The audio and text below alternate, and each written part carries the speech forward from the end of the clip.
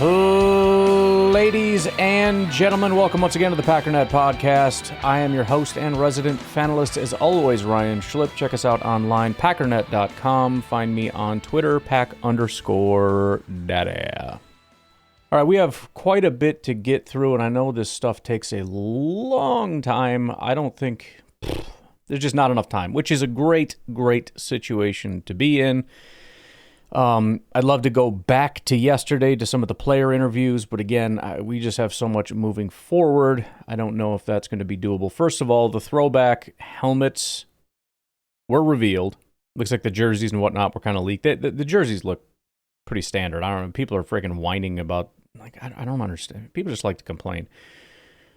The helmets are everything I ever dreamed of. It is best case scenario in my mind. They're very reminiscent of the Illinois helmets. The jerseys, the uniforms are not. The helmet is. I think it's just phenomenal. The throwbacks have always been kind of terrible because there's so many limitations. We talked about this. You only have so many helmets that you're allowed to have, so there's only so much that you can do. You can't do a full paint job on the normal game day helmet, so they just rip the decals off, so there you go. There's an all gold helmet or something stupid. Wearing a, for example, all brown helmet and pretending we did something like, oh, just pretend it's leather. Like, no, that looks dumb. I mean, the Packers wearing, blue jerseys with skin-colored pants and brown helmets is the dumbest thing ever. If you're going to do throwback, and this is throwback. Brown pants, the original blue Acme Packers jerseys, and an airbrushed leather with stitching helmet. Obviously, you can't wear the original helmets, but again, if you're going to do it right. And they made the helmets look as authentic as it could possibly look. I mean, even, obviously, it's got like the face mask and the shape and everything else, but even kind of up close with the sort of, I'm guessing it's airbrush, the airbrushing that they have, it looks like it has like a leather texture to it. So I think it's fantastic. Most people seem to be happy with it. A couple people are talking about it looks terrible or whatever. Look, it's, again, either you do it or you don't. I think most throwbacks look terrible. This is the best NFL throwback that has probably ever been. I mean, there's some that are decent that are kind of like we're throwing back to the 90s, like Buffalo's going back to the red helmet and stuff. That's obviously pretty cool. Number one, because it's perfect, right? I mean, it looks exactly like it used to. Like, it'd be cool if Tampa did like the old orange with the old logo. You know, that kind of stuff would be perfectly fine. But if you're going back to like the 50s or something older, this is how you do it.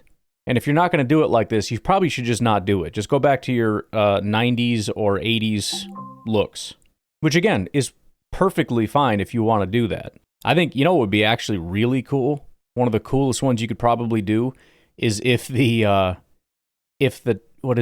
Tennessee Titans wore the Houston Oilers powder blue with the old like Oiler logo on it. That would be phenomenal. If I could put in one request, that might be the one. But again, there is no way to do the older one to look authentic because you can't wear that equipment. But super cool. I'm all in on it. Like I was saying before when we talked about this, I was one of the guys that, like, when Oregon started going crazy a while ago, like with all the crazy colors and all that, I thought that was cool, and I wanted to see what you could do with that. And I don't know, I'd be okay with doing like a futuristic, like let's get freaking crazy. We'll get another helmet out there, make it like sci-fi looking or something. Get wild with. Do it in October. Do like a haunted one. I don't freaking care. Like if you're gonna do like one crazy one a year. That's where my mind goes. I'm also, by the way, completely fine with just wearing the normal freaking jerseys, which is kind of what I've always really wanted. There's a couple of the throwbacks that have grown on me because the Packers have had so much success with it, including the ugly, see-through, garbage, crap-colored ones, because the Packers just never lost wearing those, basically. But, I mean, again, if you're going to do something cool, do something cool. I don't want it to be taking over. I mean, primarily I want the Packers wearing their normal jerseys, but... again, if you want to do like one throwback and one sweet surprise one a year, heck yeah. Heck yeah, brother. Got some reports here, NFL revenue sharing, and we learned this through the Packers books because they're a public company. This is via Rob Domofsky. He says, 18 years ago when Mark Murphy gave the first financial report as Packers president, NFL revenue sharing was at $138 million per team. On Wednesday, days before Murphy will retire, he revealed that number is now $432.6 million. Just amazing what, and this is where you look at the NFL and you look at the owners and you look at Roger Goodell and you say, you guys have done a great job. It's annoying that there are certain things that they focus on and other things that they just don't put enough into. But the main driving focus of the NFL front office as well as the owners, which basically one and the same, is to drive revenue. And they have done a phenomenal job of that. And there's a ton of benefits that come with that. Salary cap is exploding. Viewership is exploding. The fan sizes across the board are exploding at a time when, baseball and the NBA and all this stuff is really struggling. Sports media is struggling. A bunch of sports are struggling. The NFL is absolutely just exploding. So as much as I might want to nitpick at Roger Goodell, and I do, and I don't like a lot of things, the NFL is the biggest and best well-oiled machine in all of sports, as far as I'm concerned. Maybe soccer is, that's its own freaking life force out there. I don't know how that's doing, or I know nothing about soccer. There's so many different leagues, and I had somebody explain it to me one time, kind of, and it's like, bro, I thought soccer was just soccer. I didn't know it was all this. But Packers reported an $83.7 million operating profit for the fiscal year ending March 31st, 2025. A $23.6 million increase from the previous year. So you can add Mark Murphy into that in terms of just really running a great organization. The draft is massive, but also just the work done with Titletown and, ticketing and facilities and all that stuff. You have to do that well to make sure that it's still working okay. Things don't have to be the way that they are. The Packers could be a laughingstock. The Packers could be a place where people are talking about like there's no worse facility in the world. The food is terrible. The stadium is terrible. The way they used to talk about the old Raiders, the Coliseum and all that stuff. These things are possibilities, and they don't exist. Nobody talks about this small-town Packers team that never makes the playoffs, that's 4 wins every single year, that nobody wants to go to. The traffic is terrible. The parking is terrible. The food is terrible.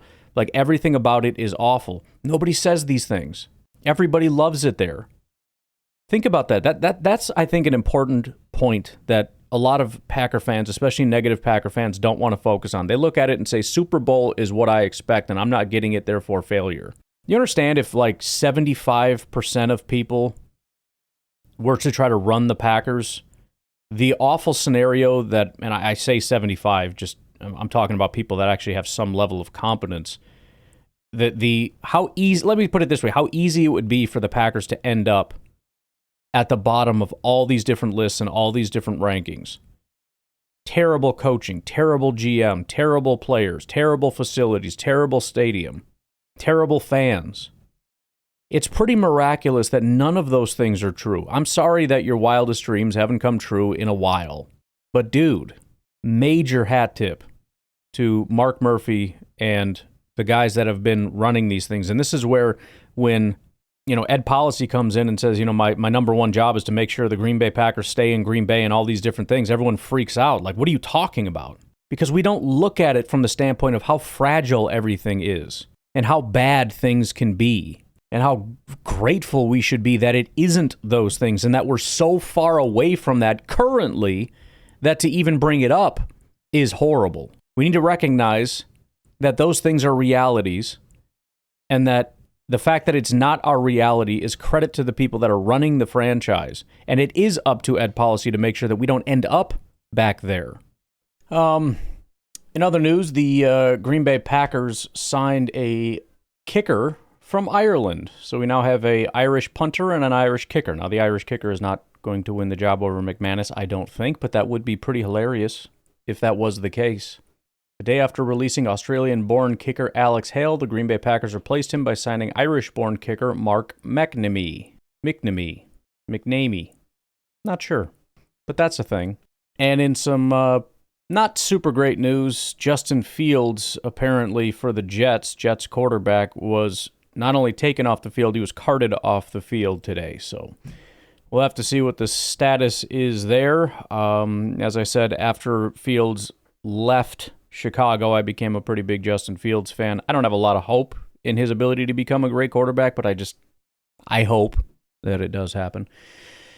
Not great to have this situation.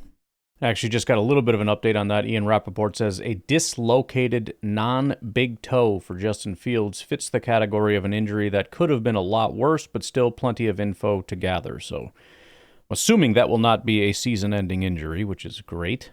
Don't know what it is, though. And then, real quick before we move on to the important stuff, just an update on the NFC North. Lions started their training camp July 20th. Apparently, this is the year of reckoning. David Montgomery, the running back, is trying to make that a thing. Major focus on the offensive line overhaul, Frank Ragnow's retirement, Kevin Zeitler's departure. Day one, they had Dan Skipper at left tackle, Chris Mahogany at left guard, Tate Ratledge at center, Graham Glasgow at right guard, and Penei Sewell at right tackle. So that seems to be what they're going with for now. A lot of talk about Hendon Hooker taking a big step. I liked Hooker at, I think, Tennessee when he played. The issue with Hendon Hooker is that he was an older guy with injury issues that needed time, and it's like that's a bad combination. But I did like Hendon Hooker. Aiden Hutchinson fully cleared from injury, bringing energy and dominance. Marcus Davenport has been dominant in camp, showcasing his pass rush ability. Talk about Terrion Arnold taking a huge leap so far. I mean, this is really early, but apparently already has multiple interceptions and pass breakups against top receivers. That's their first-round pick from last year that was actually really terrible last year, so they need him to take a big step. Sam Laporta's looking good in camp, not surprisingly. Tate Ratledge quickly taking first-team reps. These are the rookies. Tate Ratledge, Keith Cooper, defensive lineman, and Jacoby Keeney-James, the wide receiver, are some of the rookies that are looking good so far. Some of the injury stuff we talked about, Levi Onwuzurike is out for the season with an ACL. Alim McNeil, ACL injury, aiming for a return in November. Linebacker Malcolm Rodriguez, ACL, shooting for October. Left tackle Taylor Decker has a shoulder injury, expected back sometime after the Hall of Fame game. Cornerback Khalil Dorsey, ACL, looking to come back by the end of camp. Defensive lineman Mekhi Wingo has a knee, shooting for September. Offensive lineman Miles Frazier has a knee injury, shooting for September, October. Edge rusher Josh Paschal, recovering from surgery, looking to come back early September. So like I said, they still have a lot of injury stuff they're pouring through.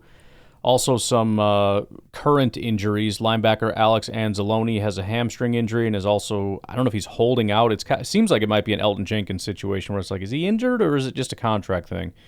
But he's upset with his contract. Cornerback Ennis Rakestraw has a chest contusion. Running back Sion Vaki has a hamstring injury. Defensive tackle Roy Lopez has a foot injury.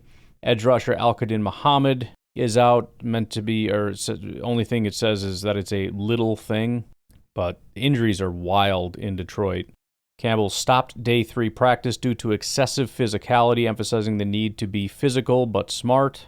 New coordinators are integrating well. The team is emphasizing 2 running back formations and individual player motivations, which is aligning with the team's Year of the Reckoning narrative.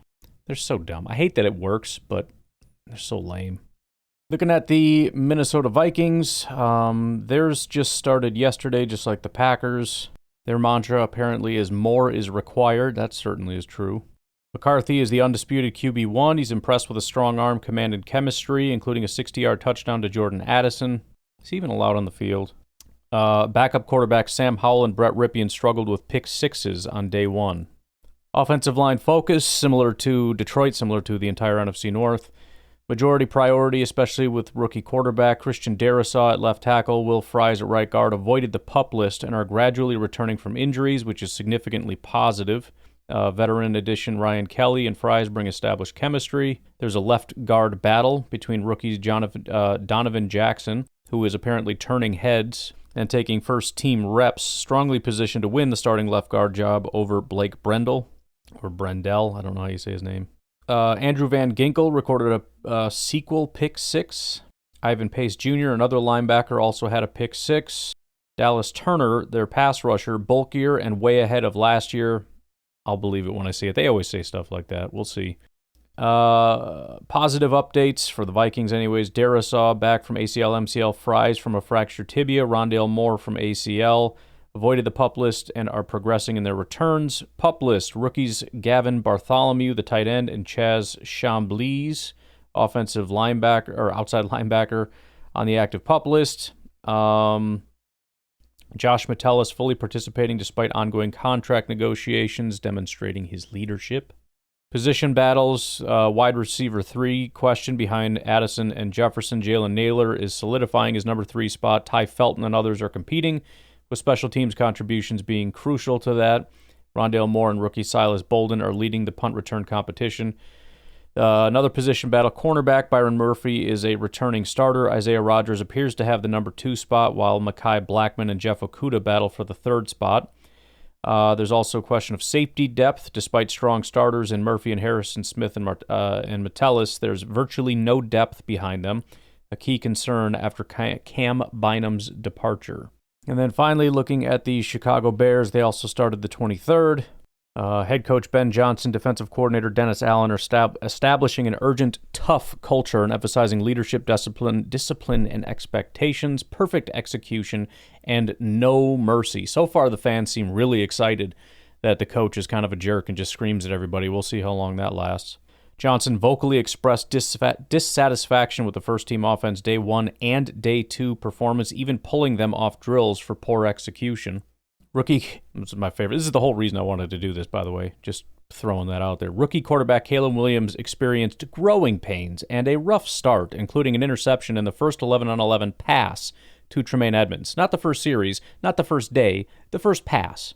He appeared uncomfortable at times, and the offense struggled with play calls and execution, though he settled in later. Johnson has challenged him to achieve a 70% completion rate and become the Bears' first 4,000-yard passer.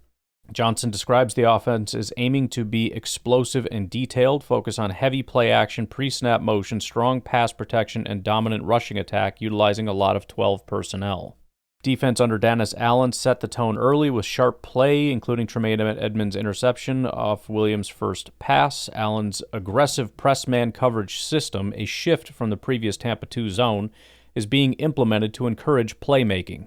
Key injuries, Jalen Johnson, the cornerback, out for several weeks with a leg injury sustained in the off-season training. Luther Burden, the rookie wide receiver, is day-to-day with a hamstring injury since rookie minicamp, missing valuable reps. Johnson stated his absence is costly. Shamar Turner, the defensive lineman rookie, has an ankle injury. Za Frazier, the rookie cornerback, is excused for personal reasons. And then left tackle Braxton Jones returning from fractured ankle surgery in a ramp-up period. Position battles, left tackle, deepest and most important battle with Ozzie Trapillo, the rookie, taking first-team reps on day 1, competing with incumbent Braxton Jones and Kiran Amagaji. Some standout players so far, Tremaine Edmonds, obviously, because he had the pick. Wide receiver J.P. Richardson, who is an undrafted free agent. Safety Jaquan Brisker. Tight end Colston Loveland apparently has, so far at least, consistent hands and has been praised by Johnson. Cornerback Nashawn Wright, taking first-team reps due to Johnson's injury. It's kind of interesting.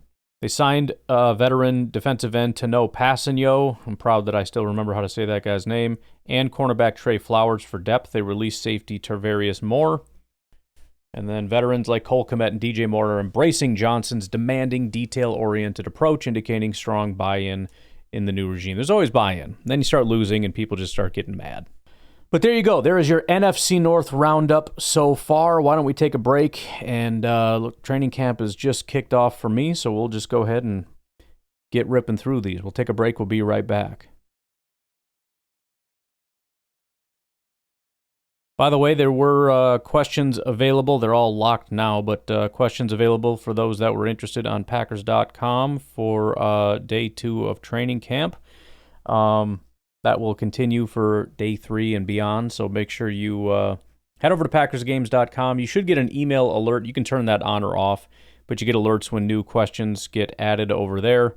And again, they got all the tools and everything else if you're interested. Everything right now is completely free. That will change at some point, but during this period, I want as many people to get in, try it out, see what they like, don't like, etc., and go from there.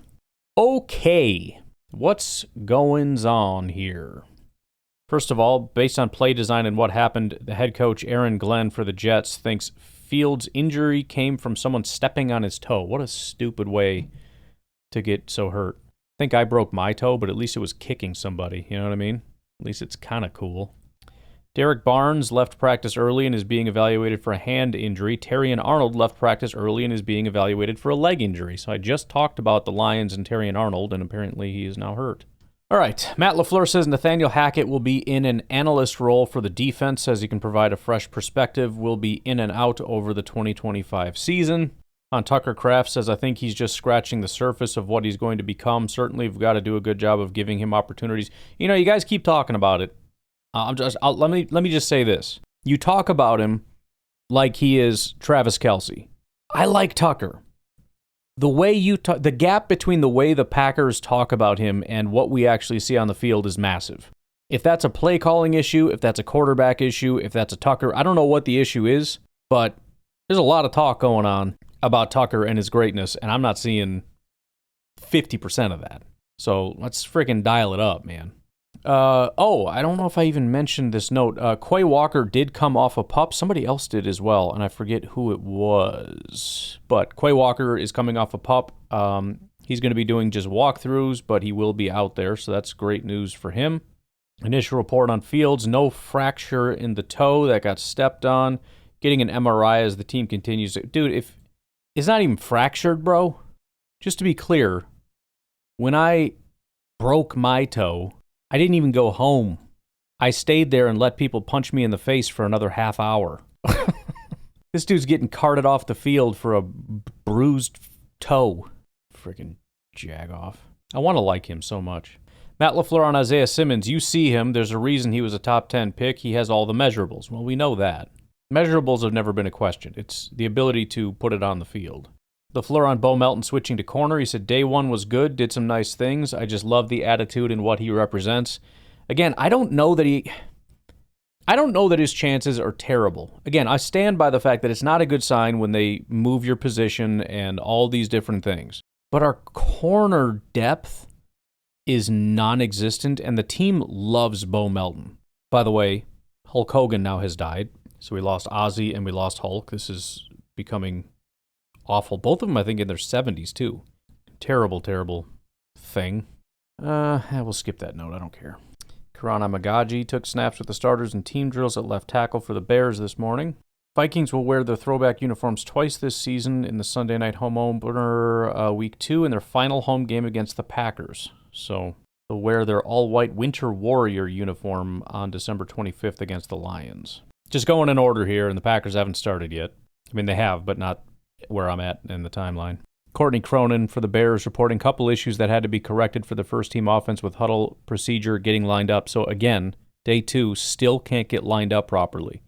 Caleb Williams continues to do a lot of work under center. I love it. I love it. I love all of it. Elton Jenkins still in the rehab group, is not currently practicing. Walkthroughs, first team is same as yesterday, except Brenton Cox getting first team defensive end reps opposite Rashawn Gary. Lucas Van Ness and Enigbari down on the opposite end. Now, several things. Number one, never overreact to these things, as Matt LaFleur has been trying to tell people 10,000 times. They're always going to be rotating things out. That's number one. But there is a difference between overreacting and reacting. I think it kind of gives you an idea of the pecking order, and it tells me that Brenton Cox is currently number 3, and I like that because he was very good last year. It tells me, assuming that he even is number 3, I would assume he is, that the Packers also agree that he was very good and it wasn't a fluke, and I am very excited about the prospect that we may have actually sneakily found a bit of a stud there in Brenton Cox. If you'd like to react negatively to the fact that Lucas Van Ness got bumped down for Brenton Cox, you go ahead and do that. I'm going to focus on the positive that they're getting Brenton Cox some reps with the ones because of how good he is. And no, I don't think he's going to actually win the number 2 starting job. Players with the ones group, and this will help me answer some of the Packers questions right away. What do we got? Well, I guess they're not actually lined up. They're just with the ones group. I was like, why is Love and Willis out there? Xavier McKinney is working one-on-one right now, catching balls around the dummy bag. Today's player getting the fans fired up is offensive lineman Jordan Morgan, running up and down along the bleachers to fire up Nitschke Field crowd. Drake May apparently also doing a really good job out there in New England. Not only has he looked good, apparently today he went 14 of 15. It's pretty good. It's practice, but still pretty good.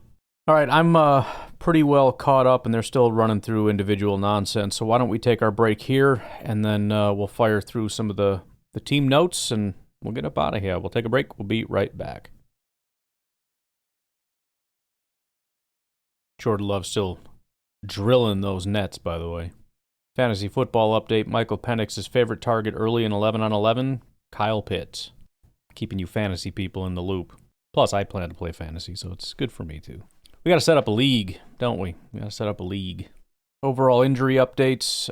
Rookie 7th rounder Micah Robinson has returned to practice. Not practicing. Quay Walker ankle, Christian Watson knee, Colin Oliver hamstring, Amar Johnson hamstring, John Williams back, Elton Jenkins back. Off and running we go. Wes Hodkowitz says Packers open 3 wide in team. Love hits Reed on a slant to get it going. By the way, the questions of the day, and I'll keep this pretty consistent for tomorrow too, just so you have an idea. Who's going to win day 2 of training camp? Will there be an interception in day 2? How many makes will McManus have before he misses? So this is a longer one. Less than 10, 10 to 15, or greater than 15. Which players will be next to record an interception, or which player will be next to record an interception? Will Elton Jenkins return to Indies by day 3? Will Bo Melton record a pass breakup or interception while playing cornerback? Day 2. Day 2's team drills. Who will catch the first touchdown pass from Jordan Love? Day 2 of camp. Who will be the first starting center? Who will be the first starting tackle? And then we still have when will Elton Jenkins sign his new contract that is still open. 2 of these have already been dismissed, but I don't care. I'll just leave it if you want to cheat. It's either after the 22nd or he won't sign a new contract. All right, let's see how many of those we can answer. Lucas Van Ness with the ones in the first actual team drills. Told you not to overreact. It was Cox and walkthrough, everything else status quo. Love to read to open practice, off play action, nice game, but McKinney would have had him lit up in an actual game. Next play, Lucas Van Ness with a pressure. Love gets the ball off and threads a pass to Hardman for a big gain. Williams gambles to try to break it up, but misses, and Hardman was free. Meeko's looking good, man. By the way, Lucas Van Ness is too. Every time I watch him in practice, he is just such a beast of a human being, and I've been saying you got to actually put it on the field. I think he has been. He's looking pretty good. I'm wanting that to continue. Javon Bullard pass breakup on a pass to Kraft in the flat. Nice play. Nice jump on an out route from Javon Bullard, breaking up Jordan Love pass to Tucker Kraft. We need that, by the way. Need a lot of that from Javon Bullard. Again, maybe I'm alone in this whole Bullard, I hate to even say hate, but distrust, I guess. But for me, and again, this is why everybody has their own thing that they want to see or hope to see or whatever in training camp. I need a lot of that from Bullard. A huge jump from Bullard would be massive. I mean, think about it. Everybody's saying the biggest weakness is corner. Well, we've got a second-year, second-round prospect that is one of our corners. Who's to say, man? Who's to say? Marshawn Lloyd showing off his speed and vision. Nice little cut inside. Simmons may have had a shot at him in a real game. Remember what I said yesterday. I want to see him doing things to the inside, not just bouncing to the outside. There he had a cut to the inside, so that's great to see. Really competitive stuff at the start of 11 on 11 for Packers. Kind of just recapping some of the other stuff. Lions update here. First-round pick Tyleik Williams making an early impact. He says, of course, I've got to step up. I got drafted where I got drafted for a reason. They obviously think I can play and help this team. I just have to step up to play and do that. Colts observations. Not a great day from Anthony Richardson, who was 3 of 7 with a pick. Or 3 and 7? 3 of 7? I don't know. Just bad. Just bad. Brenton Cox all over a bootleg by Willis, but Willis buys time and fires over the middle to a wide-open Ben Sims for a really nice gain. Bo Melton all over a read option keeper by Willis. Didn't say pass breakup. Bo Melton follows it up with a pass breakup and perfect coverage on Savion Williams over the middle. Bo showing up. I hate that it was against Savion, but we got our first answer to a question here, and I think I voted no on that, so that sucks. It's good for Bo, though, man. It's good for Bo. About that whole fantasy football thing, by the way, Penix just said, see, we got KP the ball. Going to be a lot of that. So, I'll be honest, man. Just thinking about fantasy football, the whole Penix and Pitts. First of all, I'm all in on Penix. I think he might be a really good quarterback, probably underrated, although I have no idea where fantasy people have him right now. But Pitts might be the better option because you're betting on the quarterback, but also hedging a little bit. Can you imagine if it's Bo Melton that ends up being a really good corner, along with Bullard taking a giant step, and corner is one of our strongest groups because of the most ridiculous situation in the world. Rashawn Gary showing off that much improved run defense from a year ago, all over Josh Jacobs' cutback for a tackle at the line, played the cutback lane perfectly and stayed with his assignment. Baron Sorrell with a coverage sack on Willis. Willis allowed to scramble and throw to hit a sidearm beauty to Golden down the sideline. Love it. ACL tear for Artie Burns and the Dolphins. Isaiah Simmons flashing his size, tips a pass up from Willis, and Carrington Valentine picks it off. Will there be an interception in camp? The answer, yes. Who will be the next to get an interception? Valentine. Bam. I think I am 0 for 3 so far. I suck. Ryan Wood says it looks like it was Tyron Hopper that tipped the Malik Willis pass, so I'm not sure if we have some clarification on that. Eversol actually says it's a pick 6 for Carrington Valentine. Spofford says he's not sure if it was Hopper or Simmons that tipped it. By the way, it looks like that was 2-minute drill where the ball got tipped. It might have even been the first play because Andy Herman laid out the whole 2-minute drill, 2's on the offense versus 1's on defense first. Tie game, 1:59 left, 1 timeout, and then Willis throws ball tipped, etc. Same situation, same group, but mix of 1's and 2's on defense. First down, Willis throws super impressive deep corner route, fading away to Hicks, but it glances off his fingertips, incomplete. Willis to Hardman for 5, clock ticks. Willis to Williams for 5, a generous first down, out of bounds. Screen to Brooks, loses 3 or 4, clock ticks. Hardman gets back to the original line of scrimmage, clock ticks. Check down to Lloyd for about 7, clock ticks. Timeout, 4th down, defense wins as offense would be forced to punt. We got Travis Glover spelling Aaron Banks at left guard with the 1s. So, again, Glover seeming to be that number 2 left guard for us. I don't know who started at center today.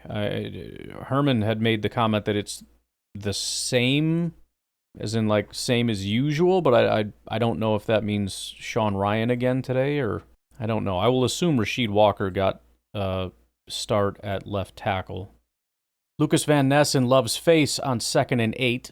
This must be the 1s, which we'll get to with Herman here in just a minute, but that's note number 2 for Lucas Van Ness, which I am a fan of. Here we go. Same situation. 1s versus the 1s. Love to Dobbs on a slant for 7. Clock ticks. Love to Reed for 4. First down. Clock ticks. Handoff to Jacobs. Gains 2 to 3. Clock ticks. Love to Kraft. Lucas Van Ness with great pressure.